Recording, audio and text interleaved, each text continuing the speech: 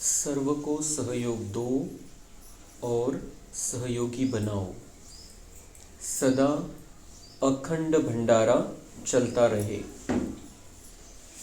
आज बाप दादा स्वयं अपने साथ बच्चों का हीरे तुल्य जन्मदिन शिव जयंती मनाने आए हैं। आप सभी बच्चे अपने पारलौकिक अलौकिक बाप का बर्थडे मनाने आए हैं, तो बाप फिर आपका मनाने आए हैं।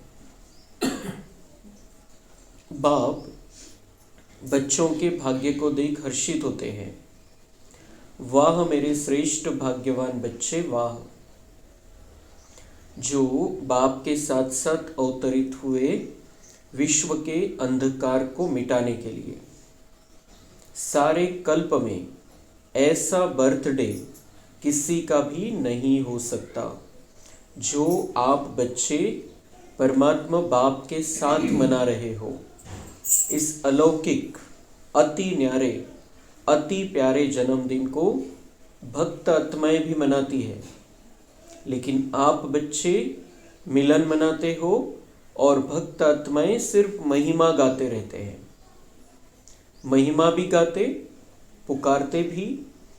बाप दादा भक्तों की महिमा और पुकार सुनकर उन्हें भी नंबरवार भावना का फल देते ही है, लेकिन भक्त और बच्चे दोनों में महान अंतर है। आपका किया हुआ श्रेष्ठ कर्म, श्रेष्ठ भाग्य का यादगार बहुत अच्छा मनाते हैं। इसलिए बाप दादा भक्तों के भक्ति की लीला देख उन्हें भी मुबारक देते हैं, क्योंकि यादगार सब अच्छी तरह से कॉपी की है। वह भी इसी दिन व्रत रखते हैं। वह व्रत रखते हैं थोड़े समय के लिए, अल्पकाल के खान पान और शुद्धि के लिए। आप व्रत लेते हो संपूर्ण पवित्रता, जिसमें आहार, व्यवहार, वचन, कर्म पूरे जन्म के लिए व्रत लेते हो। जब तक संगम की जीवन में जीना है, तब तक मन वचन कर्म में पवित्र बनना ही है। न सिर्फ बनना है, लेकिन बनाना भी है।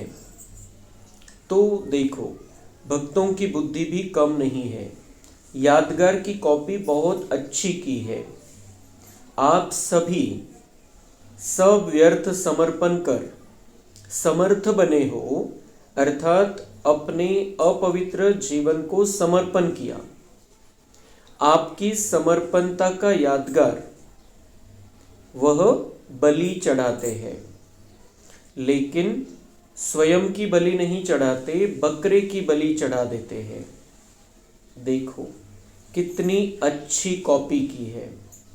बकरे को क्यों बलि चढ़ाते हैं, इसकी भी कॉपी बहुत सुंदर की है। बकरा क्या करता है? मैं करता है ना, और आपने क्या समर्पण किया? मैं देह भान का मैंपन, क्योंकि इस मैंपन में ही देह अभिमान आता है। जो देह अभिमान सभी विकारों का बीज है। तर बाबा 17 फेब्रुवारी 2004 आलेले होते आणि महाशिवरात्रीच्या निमित्त। तर बाबा म्हणतात जो भी आए हैं किस लिए आए हैं? बर्थडे मनाने के लिए आए। किसका बर्थडे है? बाबांचं अवतरण दिवस, म्हणजे बाबांचा अलौकिक जो जन्म झाला, अवतरित झाले, आणि त्याच वेळेला बच्चांचा पण जन्म झाला। मानसिकरित्या बाबांनी मनाने आपल्याला ओळखलं। त्याच वेळेला ज्या वेळेला धरतीवरती आला, त्याच वेळेला त्याची नजर आपल्यावरती गेलेली, आणि तसा मग मानसिक जन्म आपला त्यावेळेलाच झाला। बाबा अवतरित झाले आणि आपला जन्म झालेला आहे। त्यामुळे आपण दोघांचा बर्थडे एकाच वेळेला मनवतो। तो बाबा म्हणता ये बाप और बच्चे का बर्थडे एक ही दिन ऐसा दुनिया में कहीं भी नहीं है। दिन भी एक, साल भी एक, ऐसा जन्मदिन तो काही भी नाही आहे. फिर बाबा म्हणतात हा जो जन्मदिवस आहे दुनियेमध्ये वेगवेगळ्या लोकांच्या सोबत जन्मदिवस मनवतात आणि आपण कोणासोबत मनवतोय? डायरेक्ट परमपिता परमात्मा परमेश्वरासोबत. तर या जन्मदिवस मनवण्याची तुलना कशाशीच नाही होऊ शकत. मग बाबा म्हणताय की ज्या महाशिवरात्रीच्या दिवशी भक्त किती भावनेनी भक्ती करतात, शिवाची आराधना करतात, वेगवेगळ्या प्रकारे त्यांनी त्या प्रथा परंपरा त्याच्यामध्ये कर्मकांड ते आणलेले त्याच्यामध्ये. तर बाबा म्हणताय की जो आपने संगम युग में किया है उसका यादगार उन्होंने बहुत अच्छा बनाया है. कॉपी चांगली केलेली आहे. तुम्ही काय केलेलं आहे? बाबा म्हणताय की तुम्ही व्यर्थ समर्पण केलं, मीपणा समर्पित केला की मैं नहीं बाबा, मेरा सब कुछ बाबा का है. तो मैं करना हमने बंद कर दिया. कब? संगम युग में किया था. हर संगम युग में करते हैं. आणि त्याची यादगार भक्तीमध्ये काय करतात ते? तो जो मैं करणारा बकरा आहे त्याची बळी द्यायला लागले, क्योंकि वो मैं करता है. तो खुद का मैं समाप्त नहीं कर पाए, जो मी पण आहे स्वतः मधला तो समाप्त नाही करू शकले. मग बकऱ्याची बळी द्यायला सुरुवात केली, कारण तो मैं करत राहतो. मग दुसरी गोष्ट बाबा सांगताय की तुम्ही कोणतं व्रत घेतलेलं आहे? तुम्ही व्रत घेतलेले संपूर्ण पवित्रतेचं. मनसा वाचा कर्मणामध्ये पवित्रता, शुद्धता, खानपानमध्ये पवित्रता, शुद्धता, व्यवहारमध्ये पवित्रता, शुद्धता, आचरणामध्ये पवित्रता, शुद्धता. आणि ते काय करतात? एका दिवसाचं व्रत घेतात. महाशिवरात्रीच्या दिवशी एका दिवसाचं व्रत. तर कॉपी चांगली केलेली आहे, पण बाबा म्हणतात तुमचं कंटिन्यू हे जीवन आहे. तुमची महाशिवरात्री जी आहे ती कंटिन्यू संगम युगामध्ये, संपूर्ण संगम युगामध्ये तुम्ही पवित्रतेचं पालन करता. आणि त्यांनी वर्षातून एक दिवस ठरवलेला आहे. तीसरी गोष्ट बाबा म्हणता है कि ये जो भक्त है, भक्त और जो बच्चे हैं उनमें बहुत बड़ा अंतर है. बाबा उनको क्या देगा? उनकी भावना का भाड़ा देगा, और हमारे लिए सारा भंडारा खोल कर रखा है. हमारी कैपेसिटी, हम जितना ले सकते हैं हमारे ऊपर है. मग ते बाबा म्हणता है कि वो जो बच्चे हैं वो मनाते हैं महाशिवरात्रि. महाशिवरात्रि मनाते हैं एक दिन के लिए, और वो जो स्तुति गाते हैं, फिर उसमें महिमा करते हैं, जागरण करते हैं, उपवास करते हैं अलग अलग. तो और हम क्या करते हैं? हम भगवान के साथ मिलन में हैं. मिलन मेला चल रहा है, आणि तो पण कंटिन्यू संगम युगावरती. तर त्यांच्या मनवण्यामध्ये आणि आपल्या मनवण्यामध्ये जमीन अस्मानचा फरक आहे. ती फक्त अल्पकाळाच्या प्राप्तीसाठी तेवढ्यापुरतं तेवढं आहे. आणि पहिले खूप भावनेने मनवायची महाशिवरात्री, आता फक्त निमित्त मात्र राहिलेले की जायचंय, दर्शन करायचंय आणि उपवास करत आलेलो आहे, बस उपवास करायचंय. भावना नाहीये त्याच्यामध्ये काही तशी जी पहिले होती. तर त्या भावनेचं तर बाबा भाडं द्यायचा, पहिले जी भावना ठेवायचे, लेकिन आज वो भी खत्म हो गया. लेकिन हम बच्चे तो, हमारे लिए तो रोज महाशिवरात्रि है, और रोज हमें बाबा के अवतरण को बुद्धि में रखना है, और हमारा ये नया जन्म हुआ है ये भी कंटिन्यू बुद्धि में रहना चाहिए. हा आपला नवा जन्म आहे, आणि या नव्या जन्मामध्ये सगळं काही नवं असलं पाहिजे, आणि नव्या दुनियेची तयारी करायची. बाप दादा ने पहले भी सुनाया है कि सर्व समर्पित होने में यह देह भान का मैंपन ही रुकावट डालता है. समर्पित व्हायचंय आपला, मग आपल्यामध्ये काय दोष आहे? बाबा म्हणताय कि वो आपने जो संगम युग में पुरुषार्थ करके सब कुछ समर्पण कर दिया, व्यर्थ का समर्पण कर दिया, मन बुद्धि से समर्पित हो गए, लेकिन वो जो संपूर्ण समर्पण आहे, संपूर्ण समर्पित झालं बाबावरती मन बुद्धी सहित, तर त्याच्यामध्ये अडचण कोणती आहे? रुकावट क्या है? देहभान का मैंपन. देहभान का मैंपन, रुकावट है देहभान का मैंपन. तो वो संपूर्ण समर्पण नहीं होता है. फिर देहभान में आ जाते हैं, अपने आप को आत्मा समझने के बदले देह समझने लगते हैं, तो वो रुकावट है समर्पण होने में. कॉमन मैंपन, मैं देह हूं, या देह के संबंध का मैंपन, देह के पदार्थों का समर्पण, यह तो सहज है, यह तो कर लिया है ना कि नहीं, यह भी नहीं हुआ है। तो बाबा ने भक्त क्या करते हैं शिवरात्रि पर ये बताया, लेकिन बच्चों में क्या कमी है वो भी बाबा बता रहा है कि संपूर्ण समर्पण। आप ये तो कर देते हो कि मैं आत्मा हूँ, मैं देह नहीं हूँ, फिर उस आधार से वो देह के संबंध, देह के पदार्थ उनको भी चेंज कर लिया है का बाबामध्ये त्याच्यामध्ये पण काही कमी राहिलेली अजून का क्लिअर झालेलं आहे की मैं आत्मा हूँ, परमात्मा की संतान हूँ, मैं ये शरीर नहीं हूँ। तो शरीर के जो भी संबंध है मेरे डायरेक्ट नहीं है, बाबा के बच्चे हैं सब। तो बाबा मतलब क्या इसमें भी कमी है? ये बड़ा मोटे रूप का समर्पण है। मत जितना आगे बढ़ते हैं उतना मैंपन भी अति सूक्ष्म महीन होता जाता है। फिर ये मोटे रूप का समर्पण वो तो हम धीरे धीरे कर देते हैं। बाबा म्हणता है कि त्याच्यामध्ये काय येतं, फिर सूक्ष्म रूप का वो बाकी रह जाता है मैंपन। यह मोटा मैंपन तो खत्म होना सहज है, लेकिन महीन मैंपन है जो परमात्मा जन्म सिद्ध अधिकार द्वारा विशेषताएं प्राप्त होती है।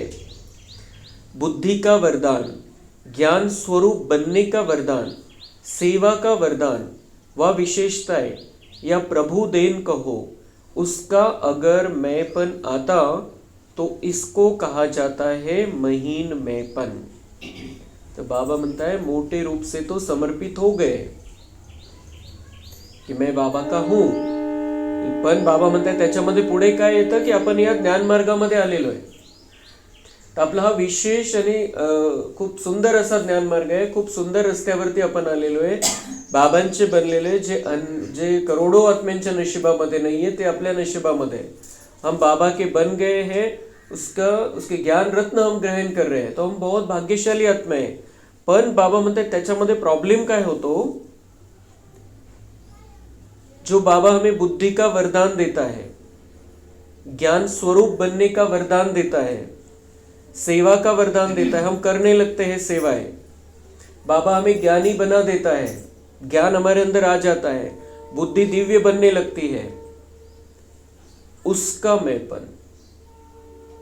मैंपन त्याचं स्वमान ठेवायचं है कि मैं बहुत महान हूं, लेकिन मुझे ये देन किसने दी है? बाबा ने दी है।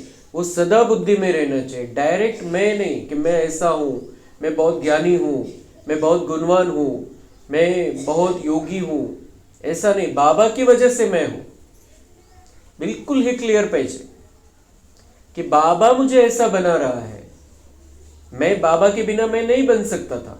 तो बाबा म्हणता है कि पुढे चालून काय होतं कि देहभान समाप्त हो जाता है, धीरे धीरे समझ में आने लगता है मैं तो शरीर हूं ही नहीं, मैं तो आत्मा हूं और परमात्मा की संतान हूं। फिर सारे संबंधों में हम परिवर्तन कर लेते हैं, सबके साथ आत्मिक नाता हो जाता है, शरीरभान खत्म हो जाता है। पण पुढे हा अभिमान येतो, जो स्वमान आहे तो कधी कधी अभिमानामध्ये रूपांतरित होतो। त्याच्यासाठी बाबा सावधान करत असतात कि ये कभी नहीं आना चाहिए, किसी भी प्रकार का अहंकार हमारे अंदर नहीं आना चाहिए। तो उसका अगर मैंपन आता तो इसको कहा जाता है महीन मैंपन। मैं जो करता, मैं जो कहता वही ठीक है, वही होना चाहिए। यह रॉयल मैंपन उड़ती कला में जाने के लिए बोझ बन जाता है। तो मैं बाबा करा रहा है, मैं कर रहा हूं बस। और दूसरों की राय ले सकते हैं हम, उसमें बाबा ने क्या श्रीमत दी है उसको हम मिक्स करके सब कुछ देखकर आगे डिसिजन ले सकते हैं। पण मीच सगळं काही बाबांची श्रीमत पण विसरले तो बाबा म्हणता ये क्या होता है, फिर प्रॉब्लेम काय होतो? बाबांना प्रॉब्लेम नाहीये, आपल्याला काय होऊन जातं मग त्याच्यामध्ये? बाबा म्हणताय की बोझ बन जाता है ये, मैं कर रहा हूं, मुझे करना है, मैं कर सकता हूं, तर ते ओझं होऊन जातं। आणि जे ओझं ज्याच्या डोक्यावरती ओझं आहे तो उडू नाही शकत, चालणं मुश्किल होऊन जातं। तो बाबा म्हणताय आपको तो पुरुषार्थ में उड़ना है, ऊंची उड़ान भरनी है, तो हल्का रहना पड़ेगा। तो हल्का रहने के लिए बाबा करा रहा है, सगळ्यात सिंपल युक्ति है। मला करायचे म्हटल्यावर टेंशन येईल, और बाबा करा रहा है, इसमें सिर्फ हमें अटेंशन रखना है। बाबा सब कुछ करा लेता है। तो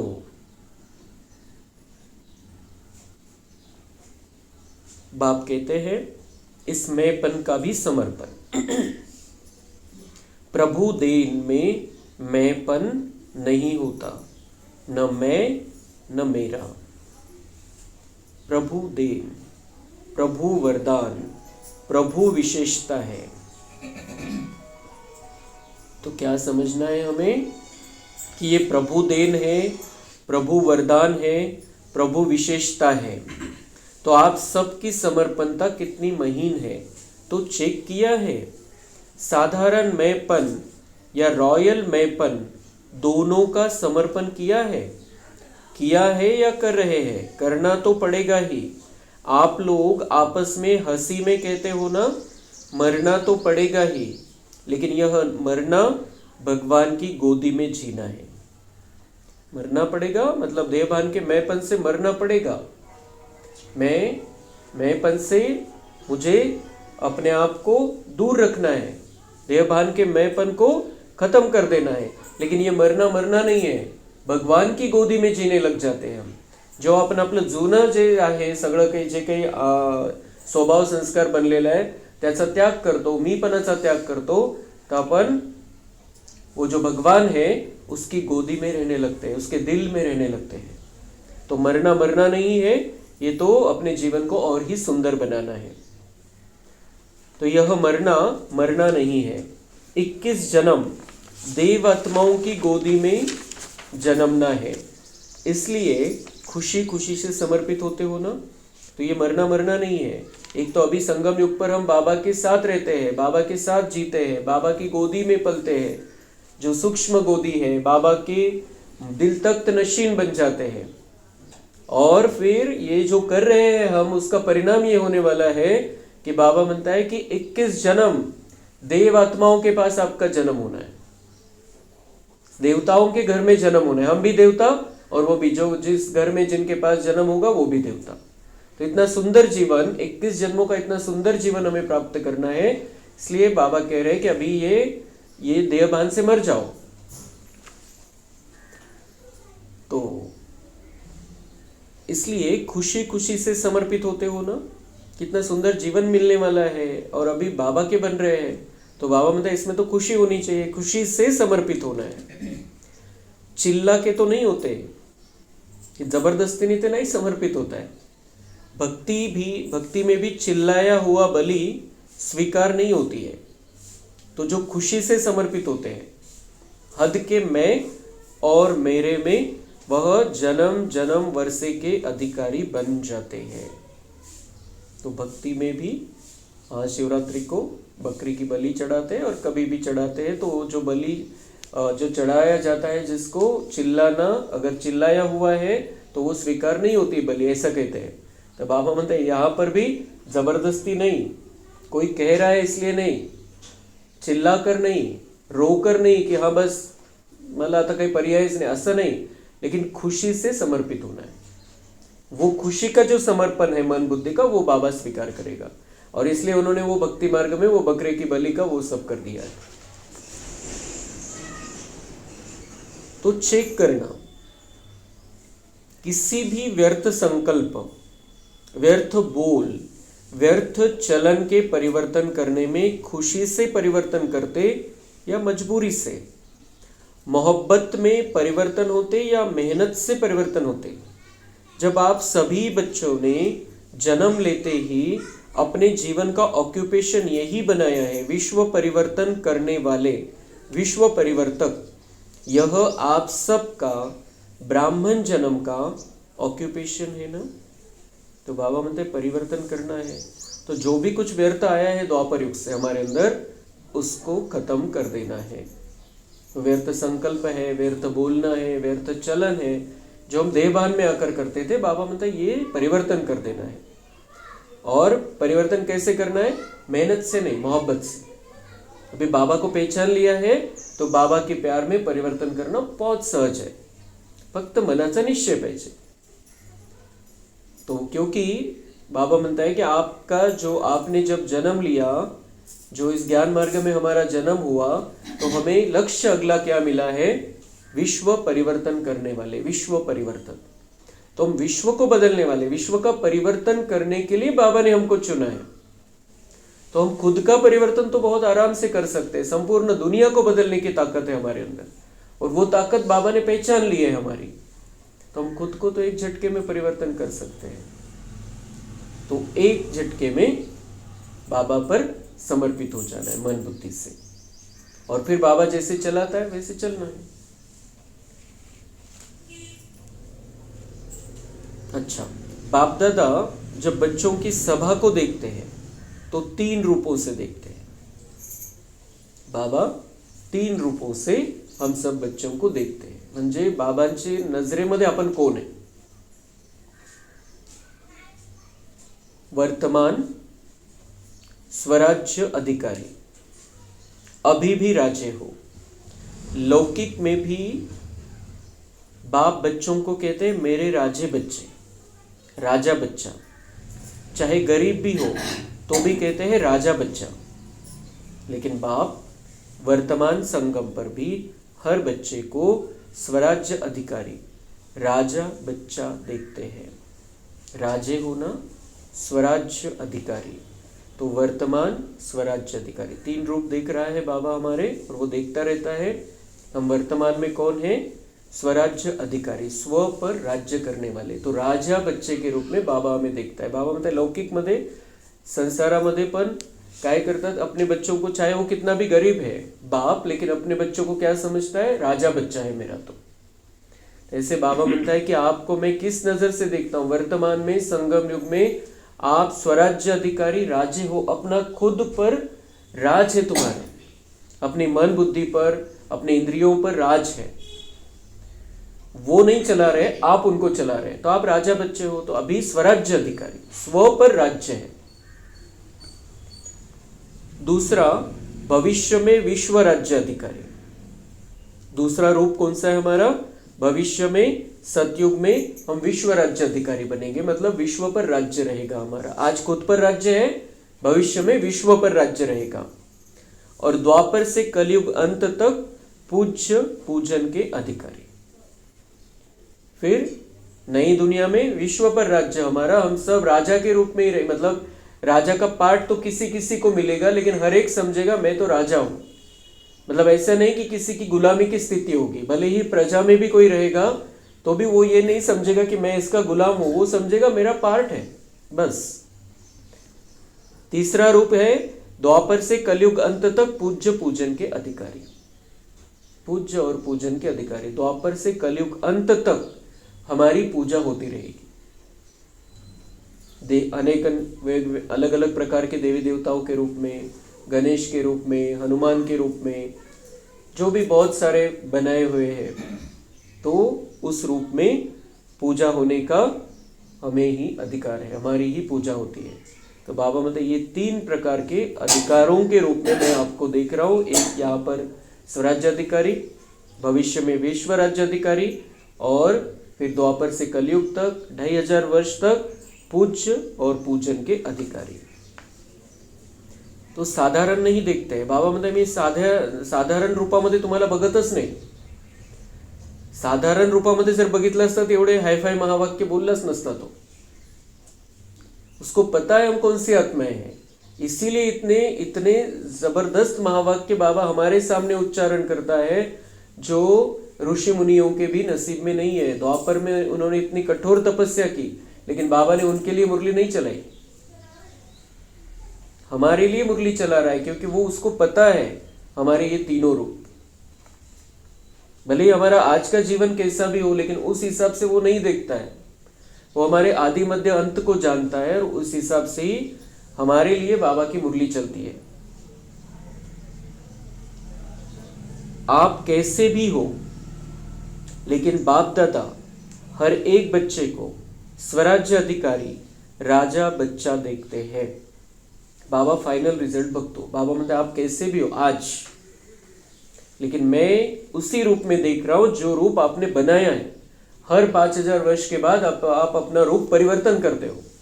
तो आप स्वराज्य अधिकारी, राजा बच्चे बने थे और भी बनने ही वाले हैं, और उसी रूप में मैं देखता हूं। म्हणून तर बाबा इतक्या सगळ्या गोष्टी अशा सांगतो की ज्या दुनियावाल्यांसाठी मुश्किल आहे, आणि जेव्हा आपण बाबांच्या प्रेमामध्ये मग्न झालेलो तर आपल्यासाठी सहज मध्ये सहज आहे।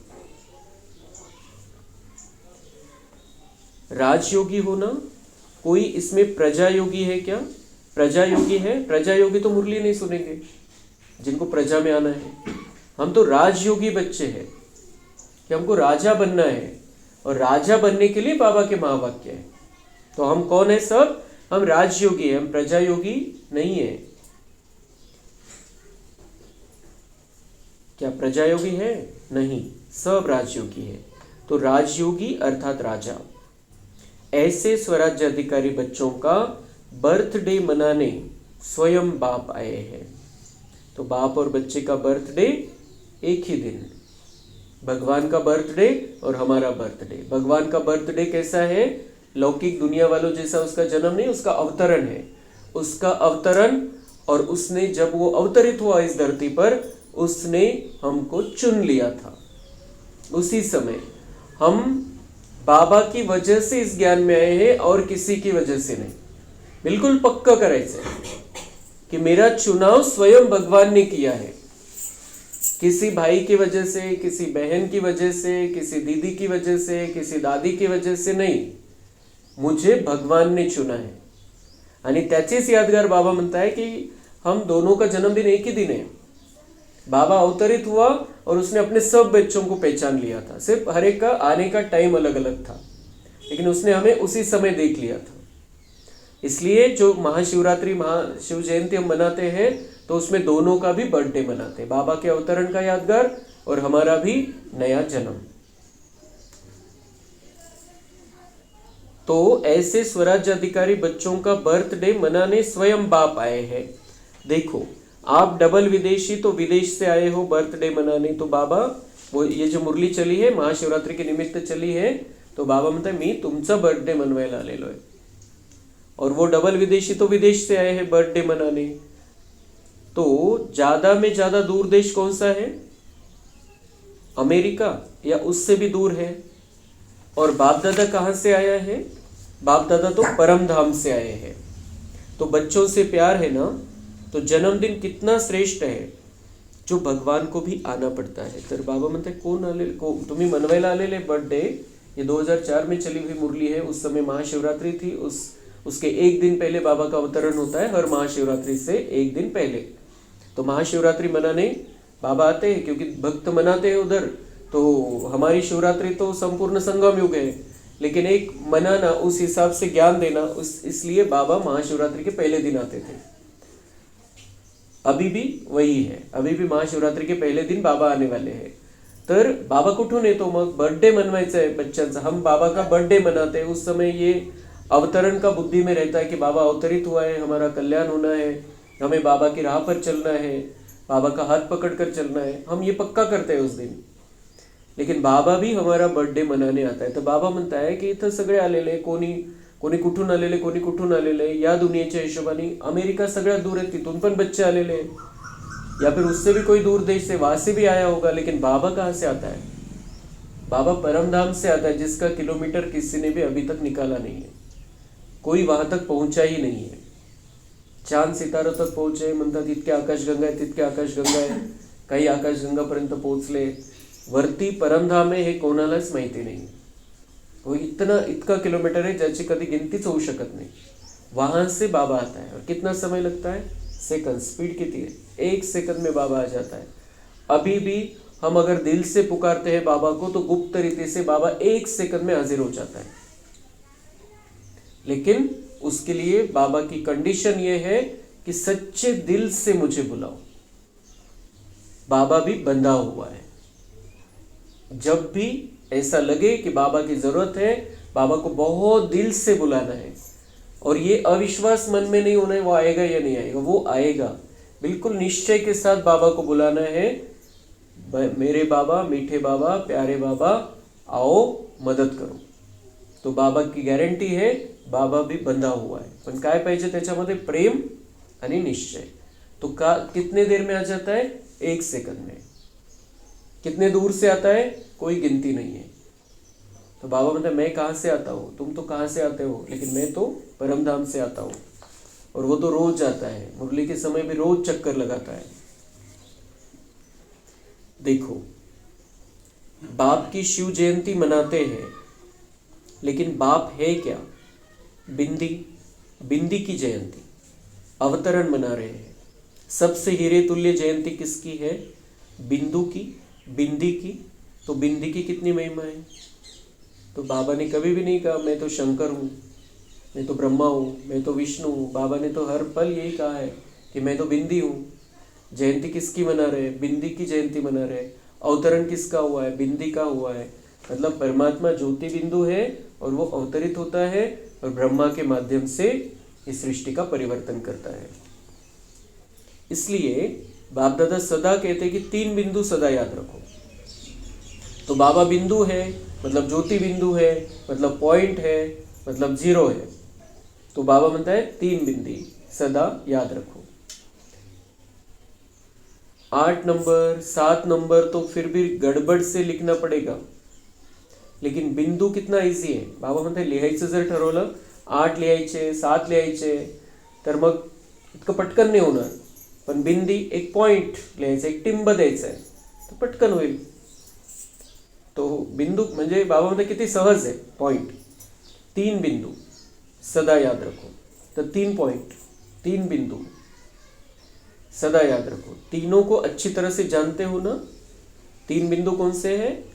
आप भी बिंदु, बाप भी बिंदु, बिंदु के बच्चे बिंदु हो, और कर्म में जब आते हो तो इस सृष्टि मंच पर कर्म करने के लिए आए हो। यह सृष्टि मंच ड्रामा है। तो ड्रामा में जो भी कर्म किया बीत गया उसको फुल स्टॉप लगाओ। तो फुल स्टॉप भी क्या है? बिंदु। तो 3 बिंदु कौन? मैं बिंदु आत्मा, पॉइंट ऑफ लाइट, मैं ज्योति बिंदु, परमात्मा भी ज्योति बिंदु, हम उस बिंदु के बच्चे बिंदु, मैं आत्मा, परमात्मा ज्योति बिंदु की संतान। तो दूसरा बिंदु। और तीसरा बिंदु क्या है कि जो हमने कर्म किया, जो बीत गया, ड्रामा है, और ड्रामा की बिंदी लगा दो, म्हणजे फुल स्टॉप, पूर्ण विराम। कि ड्रामा में था, हो गया बस। ये क्यों हुआ, ऐसा क्यों हुआ, ऐसा नहीं होना चाहिए, वैसा नहीं होना, इसने ऐसा करना चाहिए था, मैंने ऐसा करना चाहिए था, मैंने ये नहीं किया। बाबा म्हणते हैं जो बीत गया कर्म क्षेत्र है, ड्रामा है, और ड्रामा की बिंदी लगा दो। आगे क्या करना है ये सोचो। हो गया हो गया, ड्रामा की बिंदी लगा दो, मतलब फुल स्टॉप लगा दो।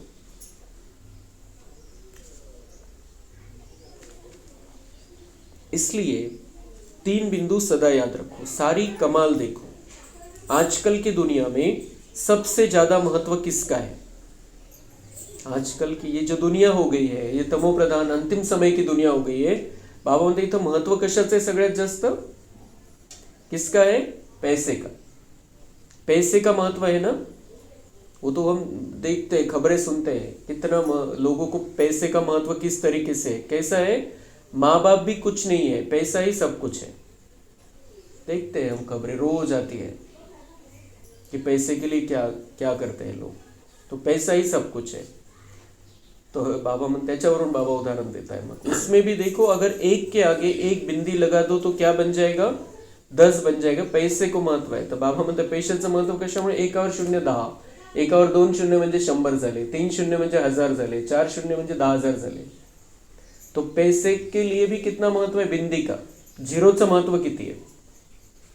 तो बिंदी की कमाल है ना। पैसे में भी बिंदी की कमाल है, और आप श्रेष्ठ आत्मा बनने में भी बिंदी की कमाल है, और करण करावनहार भी बिंदु है। तो सर्व तरफ किसका महत्व हुआ? बिंदु का ना। तो बाबा म्हणते आपके श्रेष्ठ आत्मा बनने में भी बिंदी की कमाल है। मैं आत्मा बिंदी, बाबा बिंदी, ड्रामा बिंदी। तो हम श्रेष्ठ से श्रेष्ठ बनते जाते। अगर हम 3 बिंदी, इन 3 0 का अगर हम उपयोग करते रहे तो हम श्रेष्ठ बन जाएंगे। तो महत्व बिंदु का, बस बिंदु याद रखो और विस्तार में नहीं जाओ। बिंदु तो याद कर सकते हैं, बिंदु बनो, बिंदु को याद करो और बिंदु लगाओ, बस। बाबा म्हणते विस्तार नहीं। उसमें तो वो तो सारा विस्तार है। भक्ति मार्ग का कितना विस्तार कर दिया है, देहभान की बातों का कितना विस्तार है। बाबा म्हणते सिर्फ सार में आ जाओ अभी। मैं बिंदु, बाबा बिंदु, जो बीत गया वो बिंदु, बस। तो ये बिंदु कमाल कर देगा, ये 0 कमाल कर देगा। यह है पुरुषार्थ। मेहनत है या सहज है? जो समझते हैं सहज है वह हाथ उठाओ। सहज है तो बिंदु लगाना पड़ेगा। जब कोई समस्या आती है तब बिंदु लगाते हो या क्वेश्चन मार्क? बाबा म्हणते सहज है या मुश्किल है या मेहनत लगती है? बिंदु लगाना। अब हमें तो आ जाना चाहिए तुरंत। तो बाबा मतलब जब कोई समस्या आती है तब बिंदु लगाते हो या क्वेश्चन मार्क? क्वेश्चन मार्क नहीं लगाना, बिंदु लगाना। क्वेश्चन मार्क कितना टेढ़ा होता है, देखो लिखो, क्वेश्चन मार्क कितना टेढ़ा है और बिंदु कितना सहज है। तो बिंदु बनना आता है, आता है, सभी होशियार है। तो बाबा म्हणता है की कोणती समस्या आली, प्रॉब्लेम आला तर मग प्रश्न नका आणू मनामध्ये. इथं लिहायचं जरी ठरवलं तर प्रश्नार्थक चिन्हाला किती अवघड आहे ते काढायला, म्हणजे वेळ लागतो. पण एक पॉइंट काढायचा आहे तर एकदम सेकंदापेक्षा कमी वेळामध्ये. तो बाबा म्हणता है ऐसे ही कोई भी समस्या आ जाए, कुछ भी आ जाए, बिंदु को याद करो. मैं बिंदु, बाबा बिंदु, ड्रामा बिंदु, बस वो ड्रामा का फुल स्टॉप लगा दो. ड्रामा का फुल स्टॉप कब लगेगा? जब मैं आत्मा हूं, बाबा बिंदु रूप परमात्मा मेरे साथ में, तो ड्रामा का फुल स्टॉप भी बहुत सहज लग जाएगा की ड्रामा आहे बस. तर बाबा म्हणतात परिस्थितीमध्ये कोणतेही प्रश्न मनामध्ये आणू नका. ऐसा क्यों, वैसा क्यों, ये कुछ भी नहीं लाना है बस. ठीक है, अब मुझे क्या करना है. तर बाबा म्हणतात क्वेश्चन मार्क लगाना, प्रश्न आणणं सोडून द्या, फुल स्टॉप लावा बस. पुढे काय ते बघा आता काय करता येईल. बाबांना बोलवायचंय, बाबांची मदत घ्यायची, ज्ञानामध्ये बाबांनी काय सांगितलेलं आहे पॉइंट्स आठवायचे पुढच्यासाठी. पण हे का झालं, हे झालं नसतं, नाही व्हायला पाहिजे, ये कुछ भी नहीं. बाप दादा ने विशेष सेवाओं के उमंग उत्साह की मुबारक तो दी, बहुत अच्छा कर रहे हैं, करते रहेंगे, लेकिन आगे के लिए हर समय हर दिन वर्ल्ड सर्वेंट हो, यह याद रखना. बाबा म्हणता है की आप सेवा तो बहुत अच्छी कर रहे हैं, जो हर एक अपने अपने तरीके से सेवा करता है. पण बाबा म्हणता है पुढच्यासाठी गोष्ट एक लक्षात ठेवा, स्वतःला समजा मैं वर्ल्ड सर्वेंट हूँ, मैं विश्व सेवक हूँ. यह याद रखना. आपको याद है ब्रह्मा बाप साइन क्या करते थे? World servant. बाबा कोणालाही पत्र पाठवायचे किंवा काही संदेश द्यायचे तर शेवटी लिहायचे विश्व सेवक.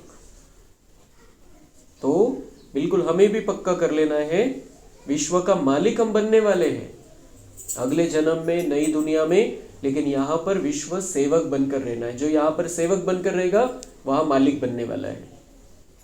तो अगर विश्व सेवक का अगर हम स्वमान में रहेंगे तो हमें अहंकार आ ही नहीं सकता. मैं सेवक हूं, किस बात का अहंकार. तो वर्ल्ड सर्वेंट है. तो सिर्फ शिवरात्रि की सेवा से वर्ल्ड सर्वेंट की सेवा समाप्त नहीं होगी कि शिवरात्रि है सबको संदेश दे दिया. बाबा म्हणते ये सेवा एक दिन के लिए नहीं है.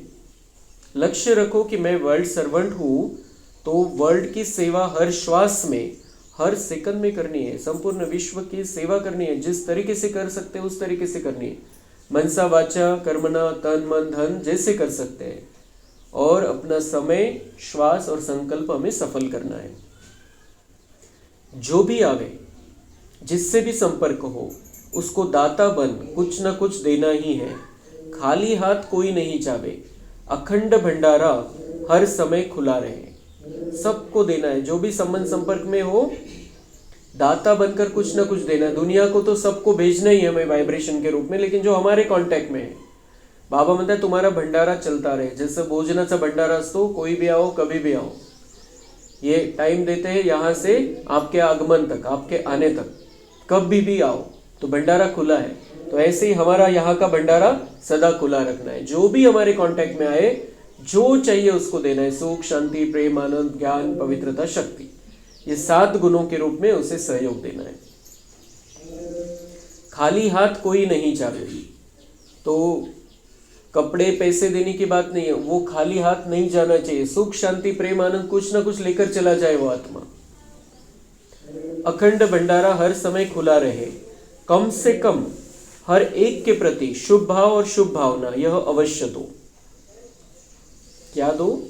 हर एक के प्रति शुभ भावना, शुभकामना रखनी. कोई भी हमारे सामने आए, बिल्कुल ये इसको समझता नहीं है, इसको अक्कल नहीं है, इसने ये करना चाहिए, उसने वो करना चाहिए, ये नहीं. शुभ भावना, इसका कल्याण हो जाए, इसका भला हो जाए. ये जो भी कुछ करना चाहता है जीवन में, अपने जीवन को सफल बनाने के लिए, उसका वो पूरा हो जाए. अशा वेगवेगळ्या प्रकारच्या शुभ भावना, ते व्हायब्रेशन द्यायचे. शुभ भाव से देखो, सुनो, संबंध में आओ और शुभ भावना से उस आत्मा को सहयोग दो.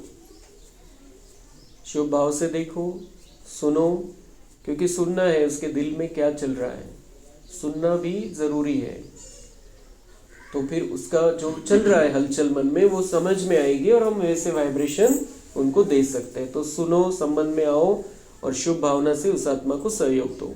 अभी सर्व आत्माओं को आपके सहयोग की बहुत बहुत आवश्यकता है, तो सहयोग दो। और सहयोग भगवान कह रहा है कि आपके सहयोग की सबको बहुत बहुत आवश्यकता है। बेचारे दूसरी तरफ भी भटक रहे हैं, उनको वो जो चाहिए वो मिल नहीं रहा है, आत्मा को जो चाहिए सुख शांति प्रेम आनंद वो तो मिल ही नहीं रहा है। तर बाबा म्हणतात हे तुमचं कर्तव्य आहे, कारण तुम्हाला सोर्स मिळालेला आहे, तुम्ही पॉवर हाऊसशी कनेक्ट झालेले आहे, तर त्याच्याकडून घेऊन आपण सगळ्यांना द्यायचं आहे। तो अभी सर्व आत्माओं को आपके सहयोग की बहुत बहुत आवश्यकता है, तो सहयोग दो और सहयोगी बनाओ। कोई ना कोई सहयोग, चाहे मनसा का, चाहे बोल से कोई सहयोग दो, चाहे संबंध संपर्क से सहयोग दो। तो इस शिवरात्रि जन्म उत्सव का विशेष स्लोगन याद रखो। इस शिवरात्रि पर पावन ये जन्म उत्सव आप मना रहे हो, लेकिन विशेष स्लोगन क्या याद रखो? सहयोग दो और सहयोगी बनाओ। कम से कम जो भी संबंध संपर्क में आवे उसे सहयोग दो, सहयोगी बनाओ। कोई ना कोई तो संबंध में आता ही है, उसकी और कोई खातिरी भल नहीं करो, लेकिन हर एक को दिल खुश मिठाई जरूर खिलाओ। बाबा म्हणतात तुमच्या संबंधामध्ये, तुमच्या कॉन्टॅक्टमध्ये जो येतो त्याची भले दुसरी काही खातिरी नका करू, पाहुणचार नका करू, पण काय द्या त्याला? दिल खुश मिठाई, उसको जरूर खिलाओ। यह जो यहाँ भंडारे में बनती है वह नहीं, दिल खुश कर दो। ये बाबा की सब अनोखी बातें रहती है। बाबा म्हणता है यहाँ पे भंडारे में मिठाई बनी, गुलाब जामुन बना, ये दो, वो जरूरत नहीं है। क्या दो? दिल खुश मिठाई दो, मतलब दिल खुश कर दो। दिल खुश कर दो उसका मतलब खुशी के वाइब्रेशन दे दो, अच्छी बातें सुनाओ, अच्छी बातें करो। तो दिल खुश करना अर्थात दिल खुश मिठाई खिलाना। खिलाएंगे उसमें तो कोई मेहनत नहीं है। बाबा उसमें क्या मेहनत है? मीठा बोलना है, अच्छा बोलना है, सहयोग देना है, अच्छी बातें बतानी है, न टाइम एक्स्ट्रा देना है, न मेहनत है। शुभ भावना से दिल खुश मिठाई खिलाओ, आप भी खुश, वह भी खुश। और क्या चाहिए? तो खुश रहेंगे और खुशी देंगे। कभी भी आप सभी का चेहरा ज्यादा गंभीर नहीं होना चाहिए। बाबा म्हणते खुशी दो, दुनिया में खुशी तलाश रहे हैं आणि खुशी भेटत नाहीये म्हणून ते हास्य क्लब उघडलेले आहे मुंबईला, दिल्लीला वगैरे। तिथं जाऊन लोक हसत राहतात विनाकारणच नुसतंच। बाबा म्हणताय कि आप जिनसे भी मिलो उनको खुशी देते चलो। चेहरा ज्यादा गंभीर नहीं होना चाहिए। हमें ये पुरुषार्थ बहुत गंभीरता से करना है, लेकिन वो उदासी, निराशा, लोड चेहरे पे बिल्कुल नहीं दिखाई देनी चाहिए कभी भी। तो चेहरा गंभीर नहीं होना चाहिए। जैसे हम ब्रह्मा बाबा का चेहरा देखते हैं, इतना पुरुषार्थ, नंबर 1 बनने वाली आत्मा, लेकिन चेहरे पे कितनी रमणीकता है, कितनी खुशी है, कितनी दिव्यता है। गंभीरता से तो पुरुषार्थ किया इसलिए नंबर 1 बने वो, बाबा का सबसे श्रेष्ठ विद्यार्थी नंबर 1 का। लेकिन चेहरा और उनके कोई भी फोटोज हम देखते हैं तो ऐसी है। तो चेहरा हमें भी उनसे सीखना है कि गंभीर बिल्कुल नहीं रहना है। अंदर गंभीरता अलग चीज है, लेकिन बाहर से वो जो लोड है वो दिखाई नहीं देना चाहिए। टू मच गंभीर भी अच्छा नहीं लगता है। मुस्कुराहट तो होनी चाहिए ना। गंभीर बनना अच्छा है, लेकिन टू मच गंभीर होते हुए ना तो वह ऐसे होते हैं जैसे पता नहीं कहाँ गायब है। तो बाबा म्हणता है कि जो गंभीर, जे खूप गंभीर है म्हणजे खूप विचार चाललेले मध्ये, तो क्या ऐसा लगता है कि ये मेरे सुन रहा है या नहीं है, कहाँ गायब है, किधर हो, काय म्हणतात दुनियामध्ये जर आपलं कोणी ऐकत नाही काय म्हणतात, किधर हो, या हो या कहीं गए, तो बाबा म्हणते वो गायब हो जाते हैं।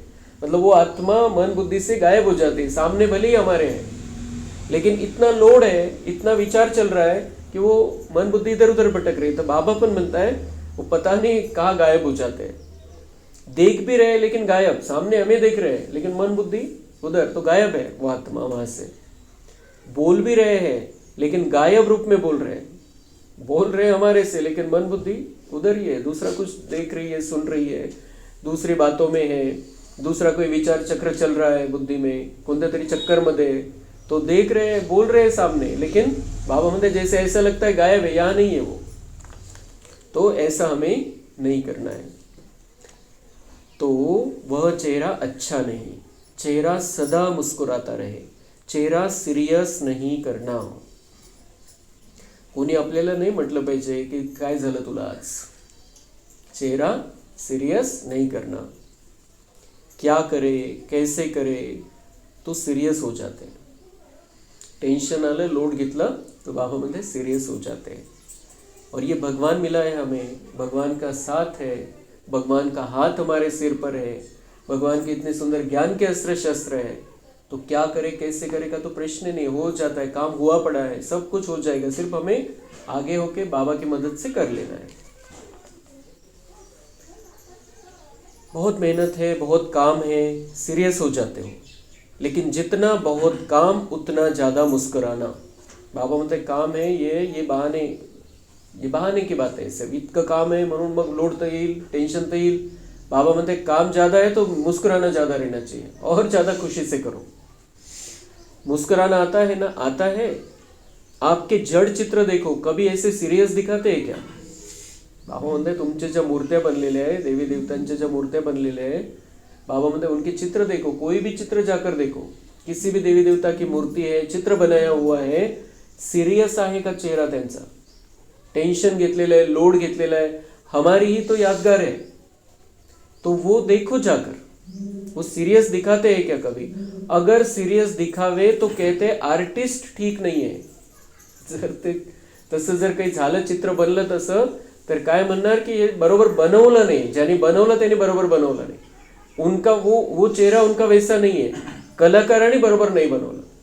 मतलब इतना सबको पक्का है कि जो देवी देवता बनने वाली आत्माएं सदा खुश रहती है, उन्हें कभी किसी बात का लोड नहीं रहता है, सदा मुस्कुराते रहते हैं, सदा हर्षित मुक्ता. अगर कभी भी हमें लोड आता है, कभी भी टेंशन आता है, कभी सीरियसनेस आता है, कभी विचार चक्र चल रहा है, ये चेहरा सामने लाना है. बिल्कुल हर्षित मुक्ता होनी चाहिए, चाहे कुछ भी हो जाए. त्यांच्या समोर आपल्यापेक्षा 1000 पट जास्त प्रॉब्लेम आले, लेकिन उनके चेहरे पर कभी किसी ने उदासी नहीं देखी, निराशा नहीं देखी. तो हमें उनके चेहरे को सामने ला लेना है सीधा सीधा कि बस मुझे ऐसा रहना है. ये है, टेंशन है, परिस्थिति है, लेकिन मुझे ऐसा रहना है ब्रह्मा बाबा जैसा.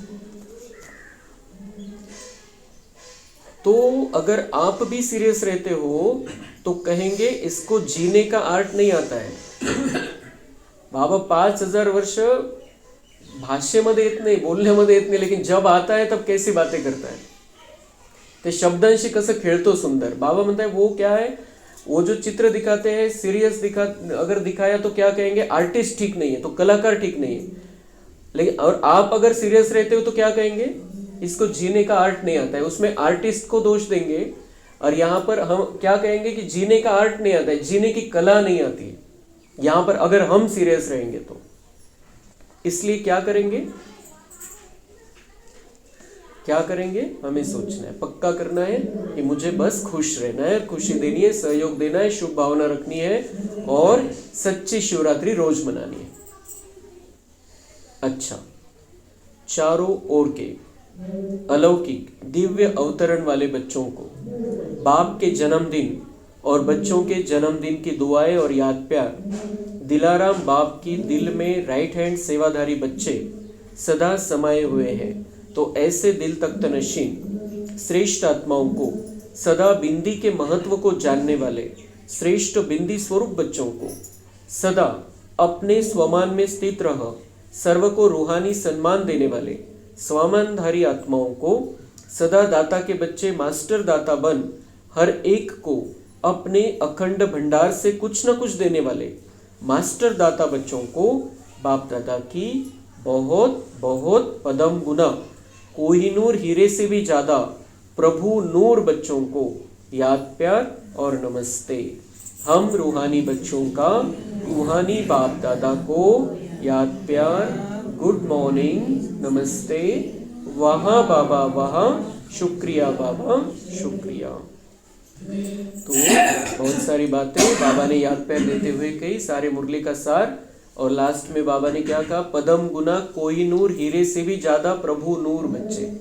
कोहिनूर हीरे की भी क्या कीमत है, सबसे सगळ्यात जास्त मूल्यवान त्याला समजलं जातं. बाबा म्हणता है आप तो आपकी तो कीमत भी नहीं लगा सकते, इतने सुंदर आप प्रभु नूर हो, प्रभु रत्न हो, प्रभु के हीरे हो. अच्छा, ओम शांति.